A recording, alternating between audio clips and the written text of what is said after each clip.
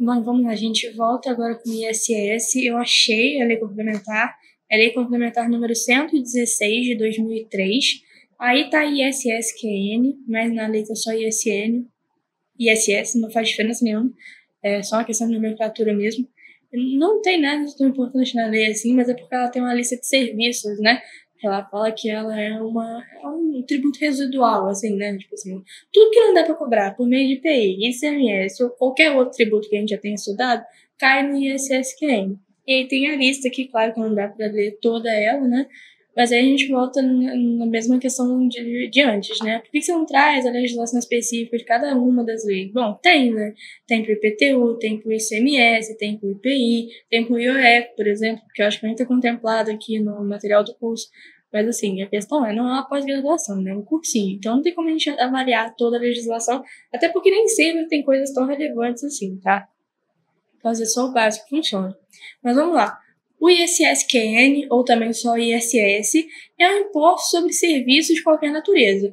Mas se você lembrar, a gente já viu que o ICMS, por exemplo, recai sobre serviços de transporte intermunicipal, interestadual, coisas nesse sentido. Esse aqui é serviços de qualquer natureza que não estão, claro, contemplados nem no ICMS, seja ele de comunicação, por exemplo, como está lá também, ou processo de industrialização do IPI, e como o IPI ele não caracteriza especificamente quais são as etapas do processo produtivo que vão ser tributadas, então a gente tem que, por analogia, entender que são todas elas. Então, nesse caso, são muitas as fases já do processo produtivo e de comercialização que já são englobadas pelo ICMS e pelo IPI. O ISS ele é realmente residual porque ele só fica ali com aquela característica fiscal do que sobrou. Ele é de competência municipal, então ele é cobrado pelo município, integra a receita aí do município, o orçamento do município. Ele incide sobre esses serviços definidos em lei complementar, tá? Então, é por isso que eu peguei a lei complementar. Porque nesse caso, por exemplo, não é uma lei para cada município. Existe uma lei complementar que foi feita pela União, claro, a gente já viu a competência de lei complementar privativa da União em matéria tributária. A gente viu que existe essa lei complementar, então a União já deu um parecer sobre essa situação, quais são os serviços aí quando se viu o ISS, então se trata mais de uma questão, por exemplo, de IPVA, que é uma lei estadual para cada um. Não existe possibilidade de eu pegar a lei de IPVA de cada estado e trazer para cá, também não seria nada produtivo, porque a lei ela tem muitas disposições que não competem a gente aqui, o nosso objetivo. Mas enfim, então ela vai incidir sobre os serviços que estão aqui na lei complementar número 116. Ele tem característica fiscal direta e residual, né, porque ele realmente só cobra o resto do resto. O lançamento também é por homologação, você não pode esperar a entidade tributária pagar para você, ou pagar para você nunca, né? Mas te mandar o carnezinho, como é no caso do IPTU, te mandar a cobrança, como é no caso do IPVA, ou então esperar ali que você faça a declaração do imposto de renda. Não é ali nada nesse sentido. Nesse caso, você vai lá e você declara quanto que é e você paga. Então, o lançamento é por homologação. A etapa de homologação realmente é essa etapa na qual a entidade tributária fala, ó, fulano de tal pagou aqui o ISS referente ao serviço tal, o valor do serviço, né? Porque senão a entidade tributária estaria dando valor para o seu serviço. Então, você vai lá, serviço é esse, declarou, pagou. Pronto. Serviços prestados sem remuneração ou em função de vínculo empregatício não permitem a cobrança do ISS, né?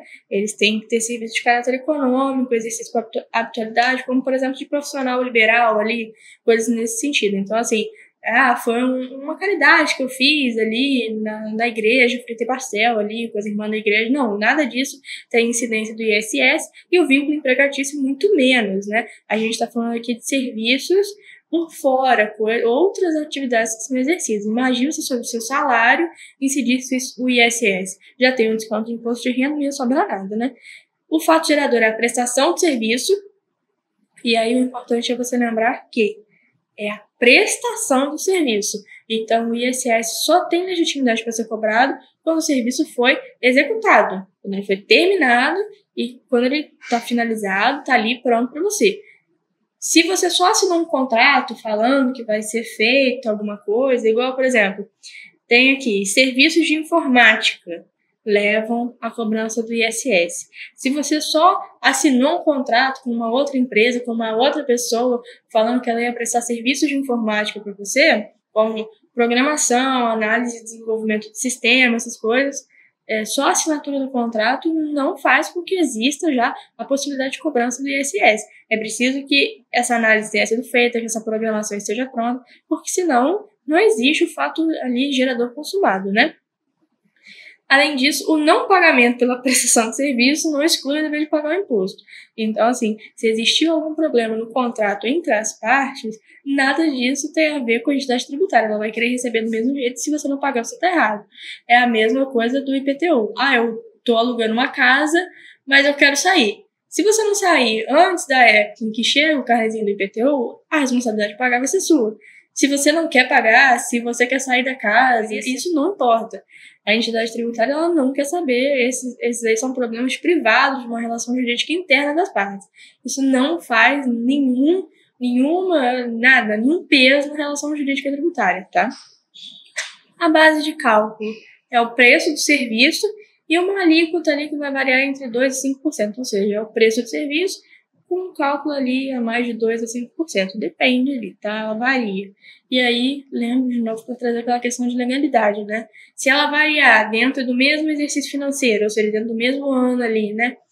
Se ela variar de 2% a 5%, hoje é 2%, amanhã a alíquota do ISS subiu para 5%.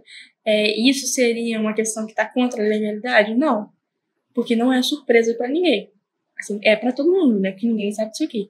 Mas não seria surpresa para ninguém, porque você não pode, né, alegar o não conhecimento da legislação.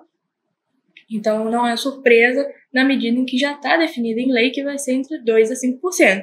Agora, se você quiser aumentar a alíquota do ISS para 2% a 8%, aí você precisaria, né, de uma reforma na legislação do ISS, e aí sim você precisaria esperar ali o tempo que o princípio da legalidade manda para você não surpreender, né, o consumidor. Consumidor não, o contribuinte. Aí eu trouxe não, né, porque tá aqui comigo.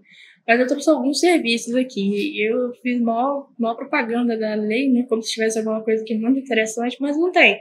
Mas, por exemplo, serviços de informática congêneres, tem ISS, como programação, análise de desenvolvimento, elaboração de programas de computadores com jogos eletrônicos, licenciamento ou cessão de direito de programas de computação, assessoria e consulta informática, suporte técnico informático, planejamento, confecção, manutenção e atualização de páginas eletrônicas, disponibilização de conteúdos de áudio, vídeo, imagem e texto por meio da internet, respeitado a imunidade de livros e jornais, que a gente já viu, né? Serviços de pesquisa, de qualquer natureza, pesquisa e desenvolvimento, exploração de salões de festa, seção de andaimes, palcos, coberturas e outras estruturas de uso temporário, medicina e biomedicina, análise clínica, nutrição, obstetrícia, odontologia, ortóptica, prótese sob encomenda, psicanálise, psicologia, medicina veterinária, zootecnia. Então acaba que a lista residual não é tão residual assim, né? Espetáculos teatrais, exibições cinematográficas, guarda e estacionamento de veículos terrestres, representação comercial ou de qualquer natureza, agenciamento, corretagem, guias de turismo, hospedagem, fornecimento de música para ambiente fechado, serviço de fotografia, fonografia, reprografia, não faço nem ideia do que seja reprografia, leilão, advocacia, consultoria econômica, serviço de estatística, cobrança em geral. Então, assim, é um imposto residual. Mas o imposto residual tem 30 páginas aqui com serviço, como, por exemplo, de museologia, ourivesaria e lapidação. Coisas assim, que não faço nem ideia do que sejam.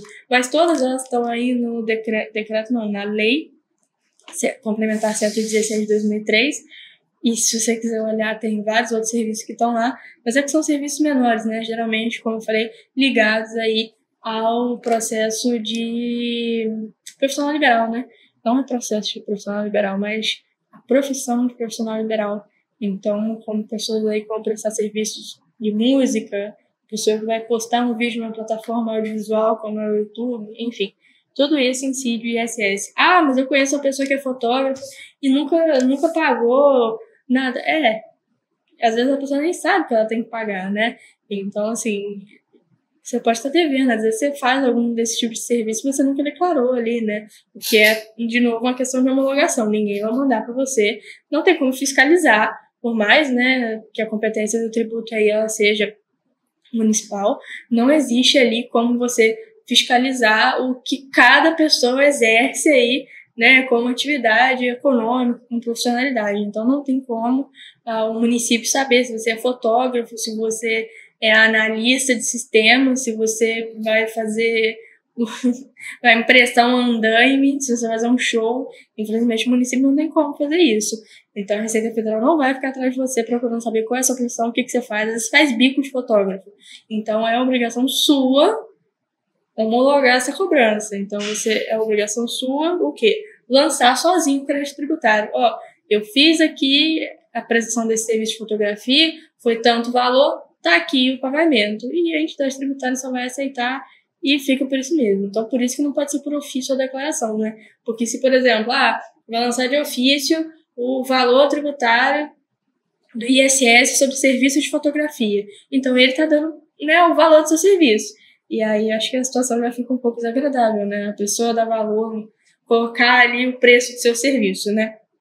Então, tem toda essa questão de você mesmo declarar, né? Não é porque a entidade tributária está confiando que você, como contribuinte, vai fazer a coisa certa e declarar. Às vezes você nem sabe que tem que declarar, você está devendo aos montes aí, não sabe. Mas é porque não tem como ela fazer essa fiscalização e nem como ela colocar preço no seu serviço. Senão, não existiria livre mercado, você não teria a possibilidade de ascender, né? Tentar ascender socialmente a partir da prática do seu serviço. Então, até a próxima, a gente se vê daqui a pouco.